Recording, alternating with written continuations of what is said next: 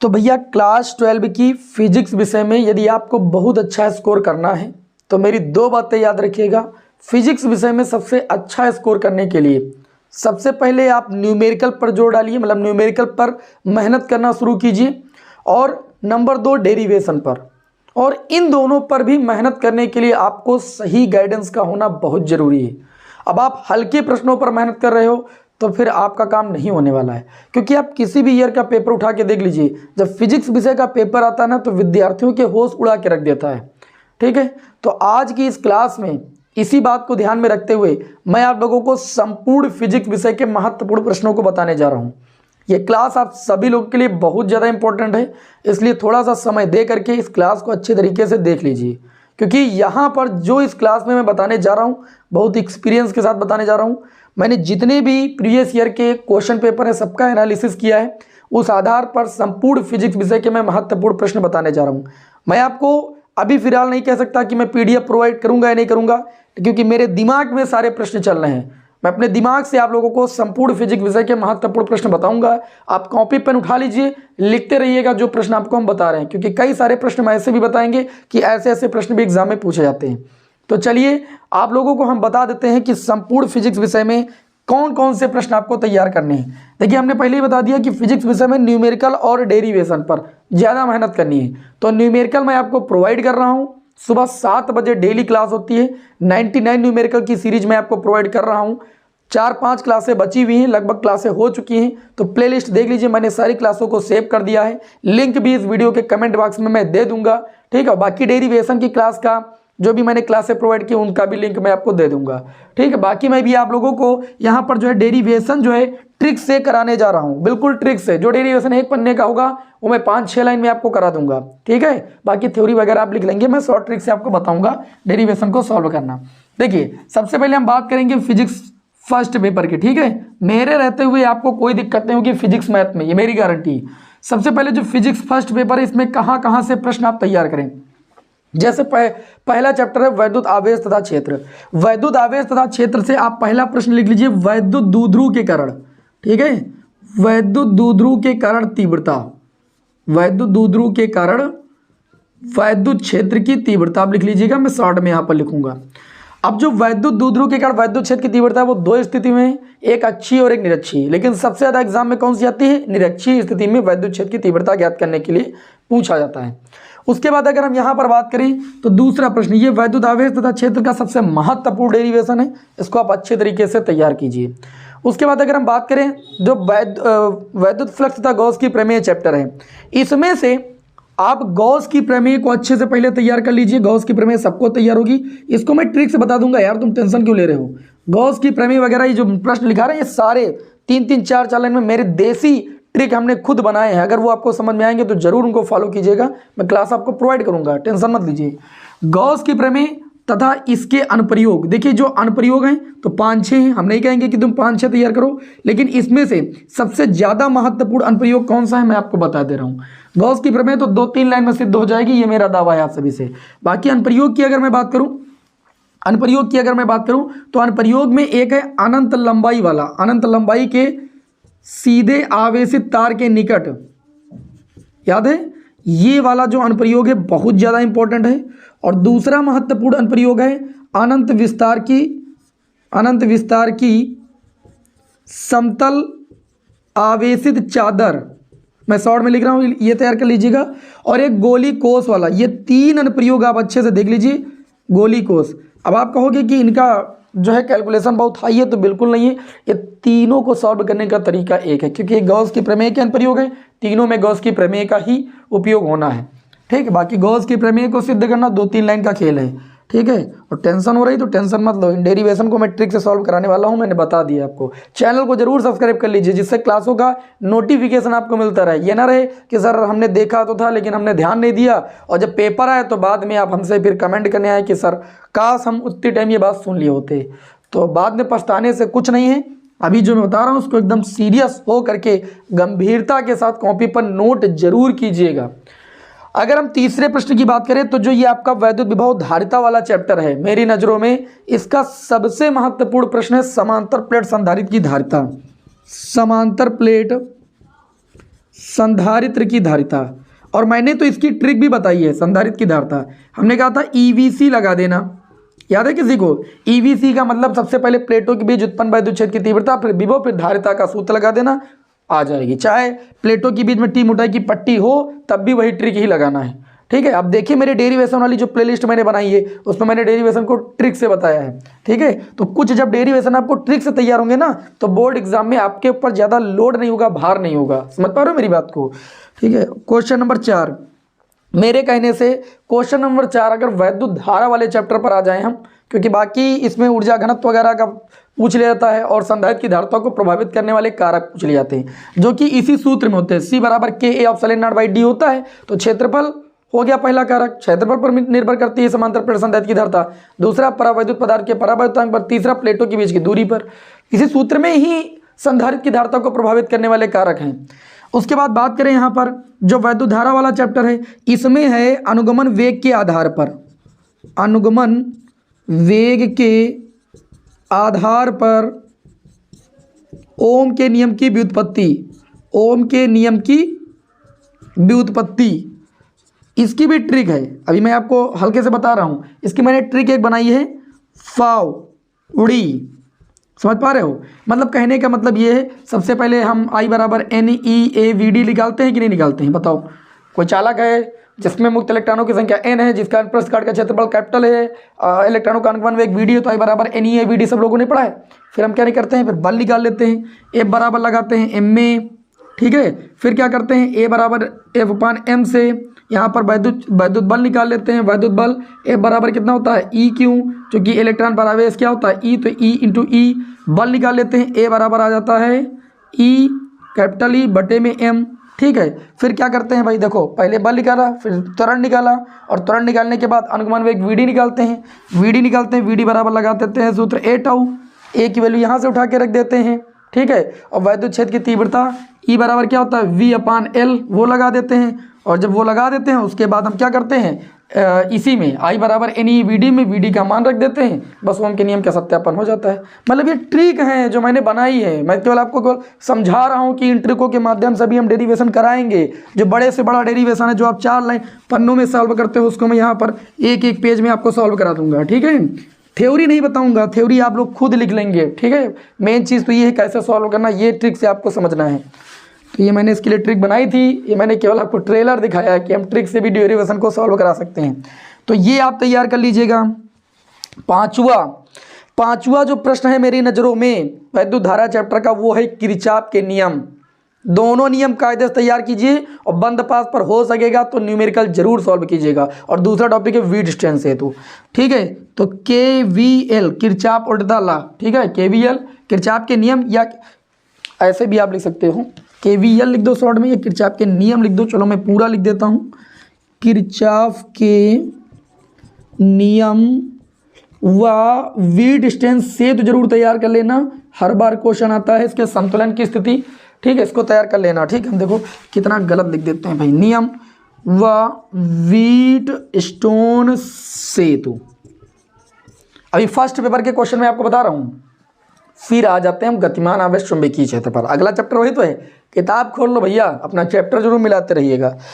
अब अगला क्वेश्चन हम बता रहे हैं, अगला क्वेश्चन आप कैसे तैयार करेंगे। गतिमान आवेश तथा चुंबकीय क्षेत्र में जो बायो सेवर्ट के नियम के अनुप्रयोग हैं, बायो सेवर्ट के नियम के अनुप्रयोग में एक परिमित लंबाई वाला है और एक वो क्या कहते हैं उसको, वृत्ताकार लूप के कारण, कुंडली के कारण, ठीक है। वृत्ताकार लूप या कुंडली के केंद्र पर उत्पन्न वैद्युत क्षेत्र की तीव्रता का व्यंजक। तो बायो सेवर्ट नियम के अनुप्रयोग, और इन अनुप्रयोग में आप 2 प्रमुख रूप से तैयार कीजिएगा। एक परिमित लंबाई वाला, मैं शॉर्ट में लिखे दे रहा हूं, और एक वृत्ताकार लूप के केंद्र पर। एग्जाम में कई बार आया है, लूप के केंद्र, वृत्ताकार लूप बोलो या कुंडली पर, केंद्र पर उत्पन्न चुंबकीय क्षेत्र की तीव्रता का व्यंजक, कई बार आ चुका है। और अगर इस चैप्टर में हम बात करें तो सबसे महत्वपूर्ण प्रश्न है एम्पियर का परपथी नियम। लिखते रहिए भैया, एम्पियर का परपथी नियम सभी को आता होगा, 2 लाइन में इसका प्रूफ भी है। और इससे भी महत्वपूर्ण प्रश्न, दो समांतर धारावाही चालकों, दो समांतर धारावाही चालकों के मध्य लगने वाले बल का व्यंजक, और इसी के आधार पर, इस व्यंजक के आधार पर 1 एम्पियर की परिभाषा। वेरी वेरी मोस्ट इंपॉर्टेंट प्रश्न है भैया ये। गतिमान आवेश तथा चुंबकीय क्षेत्र के चैप्टर के प्रश्न अगर आप तैयार कर लिए, काम ओके। अगला प्रश्न 6, ये 7वां प्रश्न, इसको मान के चलते हैं हम। 8वां, 2 नहीं मानना, 1 का ही मानना भैया, ठीक है। अच्छा, आगे बढ़ेंगे तो आगे अगर हम चुंबकीय क्षेत्र वगैरह में देखें तो सिलेबस से काफ़ी ज़्यादा हटा ही दिया गया है। फिर जो, हाँ, लेकिन एक प्रश्न मैं आपको ऐसे बता रहा हूँ मौखिक तौर पर, जो प्रति चुंबकीय, लौह चुंबकीय और अन्य चुंबकीय चुंबकत्व का परमाणु मॉडल, और उसके आधार पर प्रति चुंबकीय, अन्य चुंबकीय, लौह चुंबकीय पदार्थ की जो है व्याख्या, उसके उदाहरण एक एक जरूर तैयार कर लीजिए, एग्जाम में हर बार आता है। अच्छा, उसके बाद अगर हम बात करें तो आगे चैप्टर आता है आपका वैद्युत चुंबकीय प्रेरण। उसमें वैद्युत चुंबकीय प्रेरण में फैराडे के नियम आप तैयार कर लीजिएगा, फैराडे के नियम। और सबसे महत्वपूर्ण प्रश्न है एसी जनित्र, इसमें का सबसे महत्वपूर्ण प्रश्न है। और अगर मैं बात करूं यहाँ पर फैराडे के नियम के बाद एसी जनित्र, और इसमें 2 परिभाषाएं और पूछी जाती हैं, एक अन्योन प्रेरण की, हल्के में बिल्कुल नहीं लेना, और स्वप्रेरण या स्वप्रेरण गुणांक। ये 2 चीज़ें बहुत इंपॉर्टेंट है, लगभग हर बार पेपर में आती हैं, ठीक है। और बीमा पर भी आधारित इसी टॉपिक से प्रश्न आता है। 9वां प्रश्न, विद्युत चुंबकीय प्रेरण में इतना तैयार हो जाएगा कि नहीं? इतना तो तैयार हो सकता है, बराबर कीवी भी वगैरह भी है, लेकिन इतना हम महत्व जितना इन प्रश्नों को दे रहे हैं उतना उनको नहीं दे रहे, क्योंकि ये ज़्यादा रिपीट होते हैं। फिर आपका आया alternating current chapter. Alternating current chapter में भैया आप 2 प्रश्नों पर कायदे से मेहनत कर लो। एक, विभिन्न प्रकार के प्रत्यावर्ती धारा परिपथ, विभिन्न प्रकार के प्रत्यावर्ती धारा परिपथ, जिसमें एलसीआर और अनुनाद की स्थिति वाला अनुनादी आवृत्ति का व्यंजक, जिसमें से अनुनादी आवृत्ति का व्यंजक वाला जो आपका परिपथ है उसे जरूर आप तैयार कर लीजिएगा। अनुनाद की स्थिति में एक्सल बराबर एक्ससी लगाया जाता है। साथ ही में इसमें एक प्रश्न आपका आता है ट्रांसफार्मर का, ठीक। या तो यही प्रश्न आएंगे या तो इस पर फिर बेस कोई न्यूमेरिकल। देखो ये तो तय है कि विभिन्न प्रकार की प्रत्यावर्ती धारा परिपथ पर न्यूमेरिकल आना है, और वो न्यूमेरिकल विद्यार्थी तभी लगा सकता है जब ये टॉपिक उसको कंप्लीट होगा, अदरवाइज जो न्यूमेरिकल हिला नहीं सकता है। ट्रांसफार्मर और प्राथमिक कुंडली द्वितीयक कुंडली में देखो इसकी संरचना कार्य विधि तो आती है, साथ ही में इस पर बेस न्यूमेरिकल भी आता है। प्राथमिक और द्वितीयक कुंडली में फेरों की संख्या दे दी जाती है, फिर धारा वोल्टता पूछी जाती है, ठीक है, तो इस पर बेस न्यूमेरिकल भी आता है। और अगर हम बात करें फर्स्ट पेपर में क्वेश्चन नंबर 10 की, तो आप मेरे कहने से इस चैप्टर के 2 प्रश्न तैयार कर लीजिए भैया। एक, नंबर 1 पर विद्युत चुंबकीय तरंगे, विद्युत चुंबकीय तरंगे व अभिलक्षण, इनके जरूर तैयार कर लीजिएगा। और जो इसका आरेख बनता है वैद्युत चुंबकीय तरंगों का, जिसमें वैद्युत क्षेत्र और चुंबकीय क्षेत्र को हम परस्पर परपेंडिकुलर दिखाते हैं एक दूसरे के, ठीक है, वो आप जरूर तैयार कर लीजिए, अच्छे से मैंने पढ़ाया आपको। और एक इसका प्रश्न आता है विस्थापन धारा की सार्थकता, विस्थापन धारा की सार्थकता की विवेचना कीजिए, ठीक है। और विस्थापन धारा और चलन धारा के बीच कलांतर एग्जाम में कई बार आया है। तो ये हैं भैया फिजिक्स फर्स्ट पेपर के वे क्वेश्चन जिनका बोर्ड एग्जाम में आना तय है। जो आपके पास समय बचा है बस इन्हीं को देखिए, आप ज़्यादा से ज़्यादा समय दे पाइए। और क्लासें मैंने सब प्रोवाइड की हैं, फिर भी मैं आपको रिवीजन के तौर पर ट्रिकी मेथड से इन प्रश्नों को सॉल्व कराने की कोशिश जरूर करूँगा, ठीक है। बस आपका सपोर्ट और प्यार मुझे चाहिए, आप सभी लोग प्यार और सपोर्ट जरूर बनाए रखिए। तो स्क्रीनशॉट इसको लेना ले लीजिए, कॉपी पर अगर लिख रहे होंगे तो बहुत अच्छी बात है, क्योंकि मैंने कहा ना काफ़ी चीज़ें हम अपने मुंह से जो बोल के रहे हैं उन पर भी ध्यान जरूर दीजिएगा। अब अगर हम बात करें फिजिक्स सेकेंड पेपर की, किसकी? फिजिक्स सेकेंड पेपर की। तो फिजिक्स सेकेंड पेपर तो मैंने आप लोगों को 2-2, 3-3 बार पढ़ाया है, प्लेलिस्ट बनी है, लेकिन आप लोग पढ़ना ही नहीं चाहते हो। फिजिक्स अगर सेकंड पेपर की बात करें तो सेकंड पेपर में देखो 2-3 इकाइयां हैं। एक नंबर 1 पर है रे ऑप्टिक्स, जिससे प्रश्न का आना एकदम 100% डिसाइड है। अब इसमें डेरिवेशन होते हैं गोली पृष्ठ पर अपवर्तन का सूत्र, ये हमेशा आता है, चाहे उत्तल के लिए पूछा जाए चाहे अवतल के लिए, दोनों का कैलकुलेशन सेम है। उत्तल के लिए ऐसे फिगर, अवतल के लिए ऐसे फिगर, कैलकुलेशन सेम, व्यंजक भी सेम आता है, तब भी कंफ्यूजन। दूसरा प्रश्न, पतले लेंस के लिए अपवर्तन का सूत्र या लेंस मेकर सूत्र जिसे कहते हो लेंस निर्माता सूत्र, बहुत इंपॉर्टेंट क्वेश्चन, लेंस मेकर सूत्र। और संपर्क में रखे दो पतले लेंसों की संयुक्त फोकस दूरी, ये कोई डेरिवेशन ही नहीं है यार, 2 लाइन का डेरिवेशन है, ठीक है। 1/f बराबर 1/f1 प्लस 1/f2, 2 बार के समीकरणों को जोड़ना, इसको डेरिवेशन की श्रेणी में हम नहीं मानते हैं, आप मानिए। और रे ऑप्टिक्स के अंतर्गत जो तीसरा प्रश्न है वो प्रिज्म के पदार्थ के अपवर्तनांक का व्यंजक, प्रिज्म के पदार्थ के अपवर्तनांक का व्यंजक, वेरी मोस्ट इंपॉर्टेंट क्वेश्चन, ठीक। ये रे ऑप्टिक्स बहुत इंपॉर्टेंट है। चौथा प्रश्न, सूक्ष्मदर्शी या दूरदर्शी में से कोई एक आएगा जरूर, सूक्ष्मदर्शी या दूरदर्शी की आवर्धन क्षमता का व्यंजक, सचित्र वर्णन, सिंपल है एकदम, कोई कठिन नहीं। आगे आ जाएंगे हम वेव ऑप्टिक्स पर, रे ऑप्टिक्स आपकी खत्म हुई। अब आप फिजिक्स पढ़े हो, साइंस साइड के विद्यार्थी हो, तो रे ऑप्टिक्स के क्या 4 प्रश्न आप नहीं देख सकते हो? देख सकते हो, क्लासें पढ़ी है, सब पढ़ी है, प्लेलिस्ट हमने कहा हम कमेंट बॉक्स में लिंक दे रहे हैं, आप देखिए तो एक बार। वेव ऑप्टिक्स में मेरे कहने से आप एक प्रश्न तैयार कर लीजिए, हाइगेंस के द्वितीयक तरंगिकाओं के सिद्धांत के आधार पर, तरंगिकाओं के सिद्धांत के आधार पर परावर्तन तथा अपवर्तन की व्याख्या,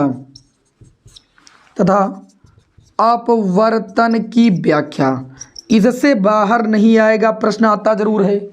अच्छा, इसके बाद इसमें देखो व्यतिकरण भी है, ध्रुवण भी है ना, विवर्तन भी है, लेकिन मैं आपसे कहता हूँ व्यतिकरण और हाइगेंस को अच्छे से जरूर पढ़िएगा, इससे लॉन्ग क्वेश्चन ही बनता है। ध्रुवण में पढ़ना तो पोलराइडो के अनुप्रयोग पढ़ लीजिएगा, लेकिन व्यतिकरण में अगर हम बात करें तो व्यतिकरण में आपसे जो क्वेश्चन बनता है तो परिणामी तीव्रता का व्यंजक पूछा जाता है, और या तो व्यतिकरण की आवश्यक शर्तें संपोषी और विनाशी के लिए, उस पर न्यूमेरिकल बहुत बनता है। तो इस चैप्टर के न्यूमेरिकल की मैंने क्लास भी आपको दी है।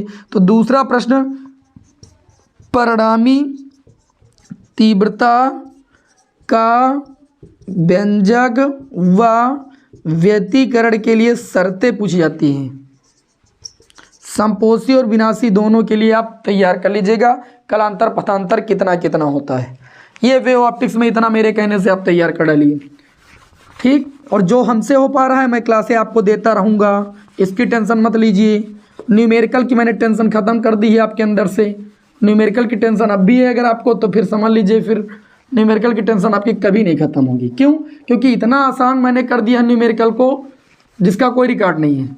सारे क्वेश्चन मैंने एकदम सेलेक्टेड प्रश्नों को मैंने 99 न्यूमेरिकल सीरीज में आपको प्रोवाइड किया है, हर एक चैप्टर की, और जो क्लासें बची हुई मैं प्रोवाइड कर रहा हूँ, ठीक है। बस आप मेहनत कीजिए बस इस टाइम, क्योंकि आपके पास समय नहीं है।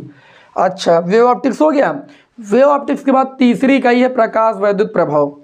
प्रकाश वैद्युत प्रभाव एक ऐसा चैप्टर है जिससे या तो 1 नंबर की परिभाषा आएगी और या तो फिर आइंस्टीन समीकरण आएगा, और तो डी ब्रोगली तरंग दैर्ध्य के लिए व्यंजक, 3 प्रश्न है मेन। तो परिभाषा में कोई प्रश्न नहीं मानते हैं। प्रकाश वैद्युत प्रभाव क्या है, देहली आवृत्ति क्या है, कार्यफलन से आप क्या समझते हैं, निरोधी विभव से आप क्या समझते हैं, ये प्रश्न कई बार एग्जाम में आता है, हर बार 1-2 नंबर में बनता है। लेकिन मेरे कहने से लॉन्ग क्वेश्चन में लिख लीजिए आइंस्टीन समीकरण, और इसके आधार पर प्रकाश वैद्युत प्रभाव के नियमों की व्याख्या, ठीक है। आइंस्टीन समीकरण तैयार कर लीजिएगा, और डी ब्रोगली तरंग दैर्ध्य को अच्छे से तैयार कर लीजिए, तरंग दैर्ध्य का व्यंजक, बात समझ आई। फिर बात करेंगे न्यूक्लियस की। न्यूक्लियस परमाणु और नाभिक वाले चैप्टर में जैसे आपके 3 मॉडल हैं, रदरफोर्ड का परमाणु मॉडल और उसकी कमियां, बोहर का परमाणु मॉडल और उसकी कमियां, ठीक है, और रदरफोर्ड का अल्फा कण प्रकीर्णन प्रयोग। तो रदर हम यहाँ पर 2 ही प्रश्न लिखेंगे, एक रदरफोर्ड का परमाणु मॉडल, सही से लिख लीजिएगा, परमाणु मॉडल। वह कमियां नहीं छोड़िएगा, कमियां आती हैं। और एक बोहर के सिद्धांत की परिकल्पनाएं, ठीक है, बोहर के सिद्धांत की परिकल्पनाएं आएगा जरूर, ये दिमाग में बैठा लो। या तो इस पर बेस छोटा सा न्यूमेरिकल बनेगा, तीसरी परिकल्पना पर ज़्यादा बनता है। अच्छा, और इसमें उत्तेजन और आनंद विभव की परिभाषा बहुत इंपॉर्टेंट है। नाभिकीय संलयन, नाभिकीय विखंडन पर प्रश्न बनता है, ये भी लिख लो। नाभिकीय संलयन, नाभिकीय विखंडन परिभाषा तो बहुत आसान है, समीकरण इसका जरूर याद रखिएगा। अच्छा, बाकी रेडियो एक्टिविता से प्रश्न ज़्यादा नहीं आएगा, केवल रेडियो एक्टिविता क्या है इतना है, या किसी पदार्थ से अल्फा क्षय होता है, बीटा क्षय होता है, तो परमाणु क्रमांक और परमाणु भार में क्या परिवर्तन होता है, इससे ज़्यादा कुछ नहीं आएगा। एक विद्यार्थी आज कमेंट कर रहा था कि सर रेडियो एक्टिविता को अलग से पढ़ा दीजिए। एनसीईआरटी बुक ओपन करके देख लो, अपना सिलेबस ओपन करके देख लो, रेडियो एक्टिविता का बहुत भारी सिलेबस नहीं है, इतना ही है, और जितना है उतना ही आएगा, उससे बाहर नहीं आएगा। आगे बात करते हैं। अगला जो चैप्टर आपका आता है वो आता है आपका सेमीकंडक्टर, अर्धचालक। अर्धचालक चैप्टर जैसा मस्त चैप्टर कोई नहीं है, ठीक है, सबसे आसान चैप्टर बचा। पहले PNP transistor, LED, zener, diode सब था, सब सिलेबस से हट गया है। अब आपका इतने बचा है, ऊर्जा बैंड के आधार पर चालक, अचालक, अर्धचालक की व्याख्या, जो कि एकदम सिंपल है। चालक, अचालक, अर्धचालक कब से पढ़ते चले आ रहे हो, अब आपको ऊर्जा बैंड के आधार पर यहाँ पर व्याख्या करनी है, चित्र बना करके। लेकिन मैं इसको यहाँ पर इंपॉर्टेंट प्रश्न की सीरीज में रखता नहीं हूँ, आप लेकिन तैयार जरूर कर लीजिएगा। दूसरा प्रश्न अगर हम बात करें जो मैं यहाँ पर लिखूंगा वो है पीएन संदे डायोड का अभिलाक्षणिक वक्र, है ना। और अभी प्रैक्टिकल में भी मैंने आपको अभिलाक्षणिक वक्र खींचना बताया है, देखिए प्रैक्टिकल वाली प्लेलिस्ट बनी है, ठीक है। तो यहाँ पर पीएन संदे डायोड, पीएन संदे डायोड अर्ध वो क्या कहते हैं, वो क्या कहते हैं, उसको क्या कहते हैं, अर्ध तरंग दिष्टकारी के रूप में, है ना, अर्ध तरंग दिष्टकारी या फिर पूर्ण तरंग दिष्टकारी, पूर्ण तरंग दिष्टकारी। पीएन संदे डायोड में अवक्षय परत का बनना, जिसको हासी परत के नाम से भी जानते हैं, अवक्षय परत का बनना। और इसमें जानते क्या पूछा जाता है, इसमें पूछा जाता है एवलांस भंजन की प्रक्रिया, एवलांस भंजन, अभिलाक्षणिक वक्र, अभिलाक्षणिक वक्र, आगे अभिनत और पश्च अभिनत। ये तो नीचे वाले क्वेश्चन तो केवल मैंने ऐसे बता दिया कि आप इनको तैयार कर लो, थ्योरी बेस हैं, ठीक है। बाकी बड़े प्रश्नों में हम इनको नहीं रखेंगे, बस आप पीएन संदे डायोड के ये प्रश्न तैयार कर लीजिएगा, अर्ध तरंग और पूर्ण तरंग। तैयार करने के लिए मैंने पूरी प्लेलिस्ट आपको दी है। और बाकी अगर आपकी ऐसी इच्छा है कि हम आपको ये क्लास आपको प्रोवाइड करते रहें इन प्रश्नों की बीच बीच में, तो कमेंट करके हमें जरूर बताइए। चैनल को सब्सक्राइब कीजिए, ज़्यादा से ज़्यादा दोस्तों में इसे शेयर जरूर कीजिए, ठीक है। मिलते हैं आपको नेक्स्ट क्लास में। जय हिंद, वंदे मातरम।